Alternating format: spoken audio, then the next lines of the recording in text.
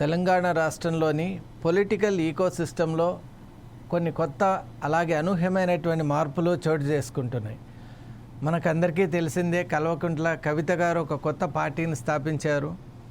ఆ పార్టీ పేరు incidentally are coincidentally TRS అని పెట్టారు.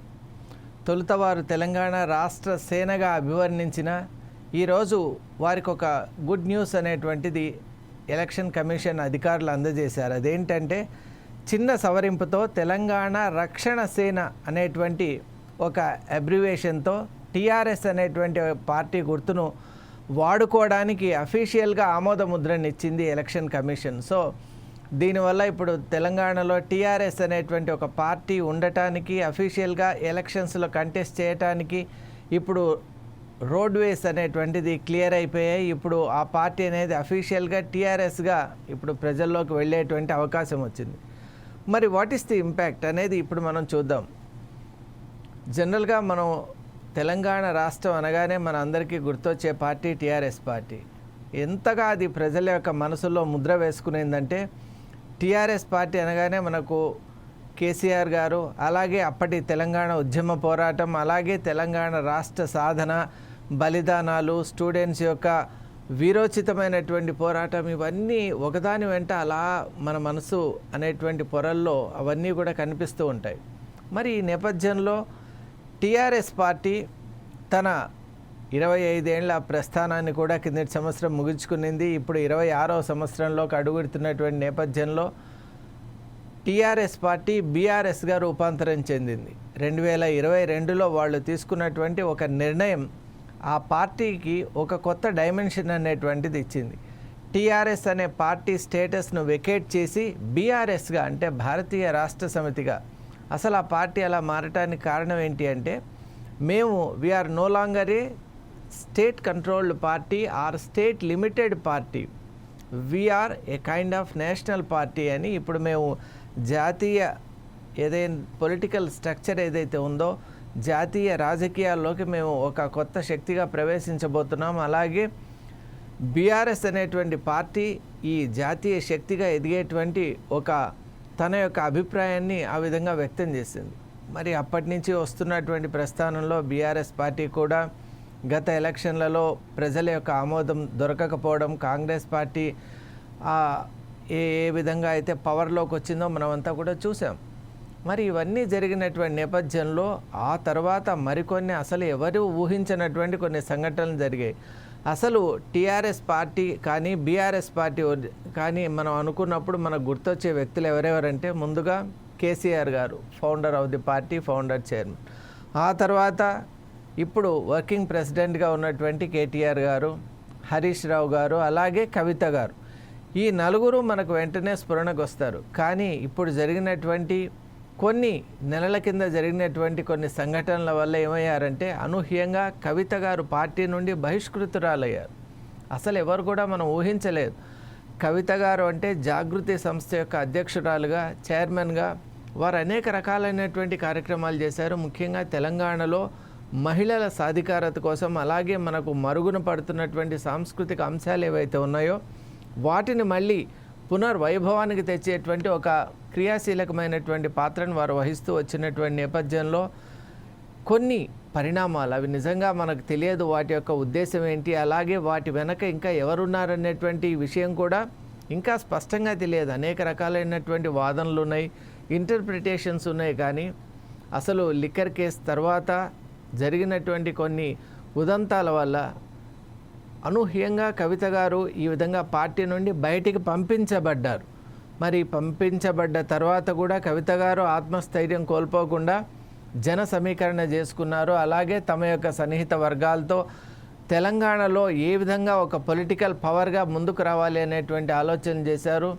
అలాగే ఇప్పుడు ఈ యొక్క ఏప్రిల్ 25 రోజు మేడ్చల్లో జరిగినటువంటి ఒక సభాముఖంగా వారి యొక్క కంబ్యాక్ అనేటువంటిది వారు ఒక అద్భుతమైనటువంటి రీతిలో ప్రవేశపెట్టారు. మరి ఆ కంబ్యాక్లో వారు చెప్పారు, వారి పార్టీ పేరు తెలంగాణ రాష్ట్ర సేనగా అభివర్ణించారు. ఏదైతే టీఆర్ఎస్ అనేటువంటి ఒక టైటిల్ వెకేట్ చేయబడ్డదో దాన్ని మేము స్వీకరించాం. ముఖ్యంగా ఆ పార్టీ పేరు మళ్ళీ పెట్టుకోవడం, గుర్తు చేయడం వెనుక ఉన్నటువంటి ఉద్దేశం ఏంటంటే అసలు పాత టీఆర్ఎస్ పార్టీ యొక్క అజెండా ఏంటంటే తెలంగాణ రాష్ట్ర సాధన మాత్రమే కాకుండా తెలంగాణ రాష్ట్రం వచ్చిన తర్వాత బంగారు తెలంగాణ అనేటువంటి ఒక ఉద్యమం వైపు, ఒక అభివృద్ధి పథకం వైపు, ఒక ప్రగతి పథం వైపు ముందుకు వెళ్ళాలి అనేటువంటి ఒక ఆశతో ఆశయంతో వచ్చారు. కాబట్టి కవిత గారు చాలా స్పష్టంగా చెప్పారు, only half of the work has been done అని. అంటే so far whatever has happened అది only it pertains only to the 50% of the work that was intended. అయితే మిగతా వర్క్ అంతా కూడా ఇప్పుడు మేము మళ్ళీ ఈ టీఆర్ఎస్ పార్టీ అంటే అదే టైటిల్ రిసెంబుల్ అవుతూ అదే సౌండింగ్తో ఉన్నటువంటి టీఆర్ఎస్ పార్టీగా తెలంగాణ రాష్ట్ర సేనగా మేము ముందుకు వస్తున్నాం. కాబట్టి ప్రజల ఆశీర్వచనం మాకు ఉండాలి అని వారందరూ కూడా కోరారు. అలాగే ఇది నిజంగా తెలంగాణ రాష్ట్రంలో ఒక భారీ ప్రకంపన కూడా కలిగించింది. ఎందువల్ల అంటే బీఆర్ఎస్ పార్టీ కూడా గత కొన్ని మాసాలుగా అనేక రకాలైనటువంటి ఆలోచనలు ఉంది. ముఖ్యంగా కేటీఆర్ గారే వారి యొక్క థింక్ ట్యాంక్తో ఆలోచన చేసిన తర్వాత మేము బీఆర్ఎస్ పార్టీగా రూపాంతరం చెందడం నిజంగా అది ఒక తప్పిదమే అని వారు కూడా కొన్ని సందర్భాల్లో అన్నారు. And we are trying to get back to our original title. TRS అనేటువంటి టైటిల్ ఏదైతే ఉందో తెలంగాణ ప్రజల యొక్క పోరాటానికి ప్రతిరూపంగా మిగిలినటువంటి ఆ టీఆర్ఎస్ అనేటువంటి ఆ సౌండింగ్ను, ఆ పార్టీని, ఆ టైటిల్ను మళ్ళీ మేము కైవసం చేసుకోబోతున్నామని వారు అంటున్నటువంటి నేపథ్యంలోనే కవిత గారు పార్టీ పెట్టడం, అనూహ్యంగా దానికి కూడా టీఆర్ఎస్ అనే సౌండ్ వచ్చేటట్టు, సేమ్ అదేవిధంగా సారూప్యం ఉండేటట్టు వారు తెలంగాణ రాష్ట్ర సేనగా అభివర్ణించడం, అలాగే ఎలక్షన్ కమిషన్ కూడా దాఖలు చేసినటువంటి నేపథ్యంలో ఎలక్షన్ కమిషన్ ఆఫ్ ఇండియా కూడా వారు ఏం చేశారంటే ఈ పార్టీకి చిన్న సవరింపుతో తెలంగాణ రక్షణ సేనగా దీని యొక్క రిజిస్ట్రేషన్ ఒప్పుకోవడం, దానికి సంబంధించినటువంటి పేపర్స్ కూడా అందజేయడం జరిగింది. మరి ఇదంతా మనం చూస్తూ ఉంటే now it has become quite official that TRS party అనేటువంటిది కవిత గారి యొక్క పేరు మీద ఇప్పుడు ఆ పార్టీ వచ్చేసింది. కాబట్టి ఈ పార్టీ యొక్క ప్రవేశం, అలాగే ఈ పార్టీ యొక్క అస్తిత్వం ఎలా ఉండబోతోంది, అలాగే ఈ టీఆర్ఎస్ పార్టీ అంటే తెలంగాణ రక్షణ సేన తెలంగాణలో ఏ విధమైనటువంటి భూమికను పోషించబోతుందనే అంశం ఇప్పుడు అందరినీ కూడా చాలా ఒక ఉత్కంఠ కూడా నడుస్తోంది. ఎందువల్ల అంటే అప్పుడే మనం చూసాం కొత్త పార్టీలో కూడా చేరికలు, అలాగే చాలామంది ఈ పార్టీలోకి చేరడం అనేటువంటిది మనం చూస్తూనే ఉన్నాం. మరి ఈ నేపథ్యంలో పొలిటికల్గా తెలంగాణ రాష్ట్ర సేన ఏ విధమైనటువంటి ఇంపాక్ట్ని తీసుకొని వస్తుంది. ముఖ్యంగా మనం స్టార్ట్ చేద్దాం బీఆర్ఎస్ పార్టీతోనే. ఎందువల్ల అంటే అసలు ఈ టీఆర్ఎస్ పార్టీ, ఈ మోడర్న్ టీఆర్ఎస్ పార్టీ ఏదైతే ఉందో తెలంగాణ రక్షణ సేన అనేటువంటిది ఒరిజినల్గా బీఆర్ఎస్ ప్రోడక్ట్. కాబట్టి అసలు అంతర్గతంగా ఏర్పడినటువంటి చీలికలు, కుమ్ములాటలు, వైషమ్యాలు, విభేదాలు, వీటి వల్ల ఏర్పడినటువంటి పార్టీగా సొంత ఇంటికి ఈ పార్టీ ఏ విధమైనటువంటి డ్యామేజ్ చేస్తుంది అనేటువంటిదే ప్రతి ఒక్కరు చూస్తున్నారు. ఎందువల్ల అంటే కవిత గారు అంటే ముఖ్యంగా ఏదో ఒక పార్టీలో ఉన్నటువంటి క్రియాశీలక సభ్యురాలు మాత్రమే కాకుండా సాక్షాత్తు కేసీఆర్ గారి ఓన్ డాటర్ కావడం వల్ల అసలు ఇక్కడ సమీకరణాలు చాలా ఆసక్తికరంగా ఉన్నాయి. ఎందువల్ల అంటే డాటర్ కావడం, అలాగే ప్రతి సన్నివేశంలో కూడా ఆసక్తితో ప్రతి కార్యక్రమంలో పాల్గొనడం, అలాగే కేసీఆర్ యొక్క ఐడియాలజీని క్షుణ్ణంగా అర్థం చేసుకున్న వ్యక్తిగా, అలాగే ప్రతి దశలో కూడా ఆ ఇంటి సభ్యులతో పాటు అనేక రకాలైనటువంటి మంత్రాంగం చేయటం, అలాగే రకరకాల కార్యక్రమాల్లో అనేక విధాలుగా పాల్గొనడం, ఇదంతా చూసిన తర్వాత కవిత గారు బయటికి వచ్చిన తర్వాత ఆ పార్టీకి ఎటువంటి డ్యామేజ్ ఉంటుంది అని చూస్తే నిజంగా చెప్పాలి అంటే విమెన్ ఎంపవర్మెంట్ అనేటువంటి విషయంలో పాత టీఆర్ఎస్ పార్టీ చేసినటువంటి ఇంజస్టిస్ ఏదైతే ఉందో దానికోసం మేము పోరాడతాం. అలాగే కవిత గారు ఆవిర్భావ సభలో కూడా కొన్ని మాటలు అన్నారు, అవి మనం ఎప్పటికి కూడా మర్చిపోలేం. కేసీఆర్ గారు అప్పటి కేసీఆర్ కాదండి, ఇప్పటి కేసీఆర్, ఆయన మన కేసీఆర్ కాదు, ఇప్పుడు మర కేసీఆర్గా మారిపోయారు అన్నారు. అంటే is a kind of robot in the hands of a kind of coterie అని చెప్పారు. అంటే నిజంగా మనం ఆలోచన చేసినట్టయితే కొంతమంది వ్యక్తుల, శక్తుల, వ్యవస్థల చేతిలో బందీగా ఉన్నారు కేసీఆర్ అనేటువంటి ఒక విషయాన్ని, అంటే అంతర్గతంగా తాను ఏదైతే ఫీల్ అయిందో ఆ అంశాన్ని ప్రజల ముందు ప్రవేశపెట్టారు కవిత గారు.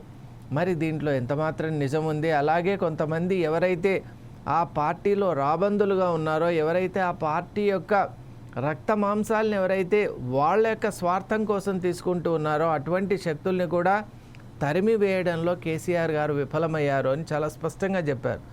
అలాగే కేసీఆర్ గారు కూడా ఇప్పుడు మారిపోయిన మనిషి. ఎలా అంటే అప్పట్లో చేనేత రైతులకు ఏదైనా ఒక చిన్న, అప్పట్లో వాళ్లకు చాలా ఆత్మహత్యలు అవి మనం చూసాం. బ్రతుకుదెరువు విషయంలో జరిగినటువంటి కొన్ని సంఘటనల అంశంలో కేసీఆర్ గారు నిజంగా నలుగురితో విరాళాలు స్వీకరించి ఆ సమస్య పోరాటానికి స్పందించారు. మరి ఈనాటి కేసీఆర్ గారు ఇక్కడ పాఠశాలలు పడిపోతున్నా, హైడ్రాలో బిల్డింగ్లు పడిపోతున్నా, ఇండ్లు కూలిపోతున్నా, అలాగే ఫ్లడ్స్ వచ్చిన హాస్టల్స్లో, ఇప్పుడు మామూలుగా హాస్టల్స్ అంటే కేసీఆర్ గారు ప్రత్యేక శ్రద్ధ అంటారు. మరి అటువంటి హాస్టల్స్లోనే నాసిరకమైనటువంటి భోజనాలు పెట్టిన, విద్యార్థుల అస్వస్థతకు గురైన, విద్యా ప్రమాణాలు పడిపోయిన, అలాగే రాష్ట్రంలో అనేక రకాలైనటువంటి అంశాలు ఉన్న, మైనారిటీస్ విషయంలో కానివ్వండి, అలాగే రాష్ట్ర ప్రజా ప్రయోజనాల విషయంలో ఎన్నో అంశాలు ప్రతికూలంగా ఉన్నా, ఇప్పటి పాలక ప్రభుత్వం చేస్తున్నటువంటి తప్పిదాలని చూస్తున్నా కూడా అసలు నిమ్మకు నీరెత్తినట్టు అని తెలుగులో ఒక సామెత ఉంటుంది. ఆ రకంగా వారు ఉండటం, ఒక స్తబ్దత, ఇనర్షియా అనేటువంటిది మనం చూస్తూ ఉన్నాం.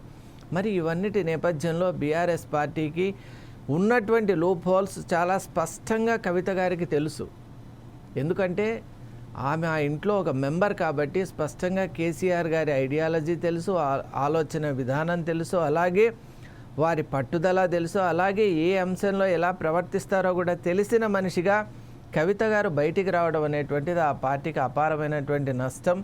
అలాగే ఇప్పుడు ఆ పార్టీ ఎన్ని రకాలుగా కేటీఆర్ గారు దీన్ని డౌన్ ప్లే చేసి చెప్పిండొచ్చు, అలాగే ఇది పెద్ద విషయం కాదని చెప్పినా కూడా అంతర్గతంగా బీఆర్ఎస్లో మాత్రం కవిత గారు పార్టీ పెట్టడం, ఆ పార్టీ కూడా టీఆర్ఎస్ అనేటువంటి పేరుతో రావడం మాత్రం అపారమైనటువంటి నష్టం. అలాగే లాంగ్ టర్మ్లో ఇది చాలా పెద్ద దెబ్బ తీసేటువంటి అవకాశం ఉందని నిపుణులు కూడా భావిస్తున్నారు. మరి ఇక మిగతా పార్టీస్ వైపు మనం చూసినట్టయితే కాంగ్రెస్ పార్టీకి ఎలాంటి ఒక రకమైనటువంటి ఇబ్బందులను కలిగిస్తుంది ఈ పార్టీ అని చూస్తే, అసలు కాంగ్రెస్ పార్టీ హయాంలో ఇచ్చినటువంటి హామీలు నిలబెట్టుకోకపోవడం, అలాగే వాళ్ళు చేసినటువంటి ప్రతిపాదనలు ఏదైతే ఉన్నాయో అవేవి కూడా ఒక రకంగా సారూప్యం దాల్చకపోవడం, అంటే they are not being translated into a reality. మరి ఇవన్నీ కూడా కవిత గారికి చాలా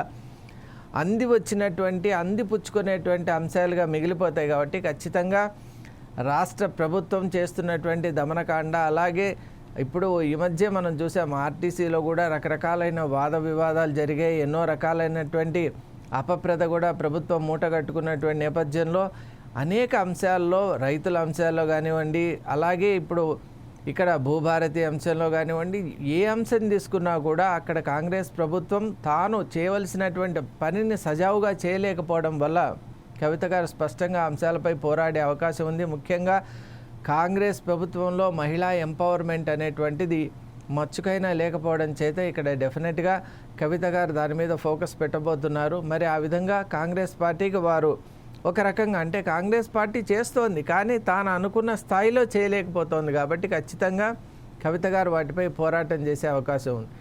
మరి వీటన్నిటి వల్ల ఏ పార్టీకి నిజంగా లాభం అని కనుక అనుకుంటే ఒక రకంగా బీజేపీ పార్టీకి ఈ విధానం కొంత అనుకూలంగా ఉండొచ్చు అని నిపుణులు చెప్తూ ఉన్నారు. అది ఎలా అంటే కాంగ్రెస్కు ఒకసారి అవకాశం ఇచ్చింది. ఇప్పుడు తెలంగాణ ఏర్పడిన తర్వాత 2 టర్మ్స్ ఇప్పుడు బీఆర్ఎస్ పార్టీ ఉంది, తర్వాత ఇప్పుడు కాంగ్రెస్కు ఒక అవకాశం ఇచ్చారు. కానీ ఇంతవరకు కూడా మన నూతనంగా ఏర్పడిన తెలంగాణ రాష్ట్రంలో బీజేపీ పార్టీకి ఇంకా అవకాశం ఇవ్వలేదు. కాబట్టి బీజేపీ పార్టీ ఖచ్చితంగా ప్రజల ముందుకు ఇదే విషయాన్ని తీసుకొని వెళ్తోంది. చాలా సమర్థవంతంగా మేము ప్రజలను ఒప్పించే ప్రయత్నం చేస్తాం, అలాగే ప్రజలకు కూడా మేము చేరువయ్యేటువంటి కొన్ని పథకాలను కూడా తీసుకొని పోయి ఖచ్చితంగా చెబుతాం. కాంగ్రెస్ అలాగే బీఆర్ఎస్ పార్టీ చేసినటువంటి కుట్రలు, మోసాలు, రాజకీయాలు వీటన్నిటికీ అతీతంగా బీజేపీ ఒక అద్భుతమైన పాలనను మీకు అందించబోతోంది. సమగ్రమైన అలాగే దేశ రక్షణకు సంబంధించినటువంటి అంశాలతో ముడిపడి ఉన్నటువంటి అనేక కార్యక్రమాలను కూడా ఇక్కడ ప్రవేశపెట్టబోతుంది అని మేము చెప్పి పవర్లోకి వచ్చే ప్రయత్నం చేస్తామని అంటోంది. కాబట్టి ఈ రకంగా చూస్తే ఈ టీఆర్ఎస్ పార్టీ అనేటువంటిది బీజేపీ హోప్స్కు గండి కొట్టేటువంటి అవకాశాలు చాలా తక్కువగా ఉన్నటువంటి నేతృత్వంలో మరి ప్రధానంగా ఈ ఇంపాక్ట్ అనేటువంటిది కాంగ్రెస్ పార్టీకి అలాగే బీఆర్ఎస్ పార్టీకి ఉండబోతుందని అనిపిస్తోంది. మరి బీజేపీ పార్టీ ఈ యొక్క సన్నివేశాన్ని, ఈ యొక్క సందర్భాన్ని సానుకూలంగా మలుచుకుంటుందో లేదో అది ఆ పార్టీ యొక్క స్ట్రాటజీని బట్టి ఉంటుంది. కానీ ముఖ్యంగా మనం ఎప్పుడైతే తెలంగాణ రక్షణ సేన అని తీసుకున్నామో డెఫినెట్లీ ఆ ఇంపాక్ట్ అనేటువంటిది ఉంటుంది అని భావిస్తూ ఉన్నాం. ఎందువల్ల అంటే కవిత గారు ఒక లక్ష్యంతో వచ్చారు కాబట్టి ఖచ్చితంగా విమెన్ ఓటర్స్ బాగా ప్రభావితం అవుతారు. అలాగే చాలా రూరల్ ఏరియాస్లో కూడా వారు కనెక్ట్ అయ్యేటువంటి అవకాశం ఉంది. ఎందువల్ల అంటే వారి యొక్క వాక్ చాతుర్యం కానివ్వండి, అలాగే వారి యొక్క పథకాలు కానివ్వండి, ఇప్పుడు అవకాశం ఇచ్చిన ప్రభుత్వాల యొక్క వైఫల్యత ముఖ్యంగా ఎండగట్టడంలో వారు ఎప్పుడు కూడా సఫలీకృతులయ్యారు. అలాగే పార్లమెంటులో కూడా వారు చేసిన ప్రసంగాలు అందరినీ ఆకట్టుకున్నటువంటి నేపథ్యంలో ఖచ్చితంగా ఆ ఇంపాక్ట్ ఉంటుంది. కాబట్టి తెలంగాణ రాష్ట్ర సేన కూడా ఒక ప్రబలమైనటువంటి శక్తిగా ఈ రాష్ట్రంలో ఎదిగే అవకాశం ఉందని నిపుణులు చెప్తున్నారు. Let us see.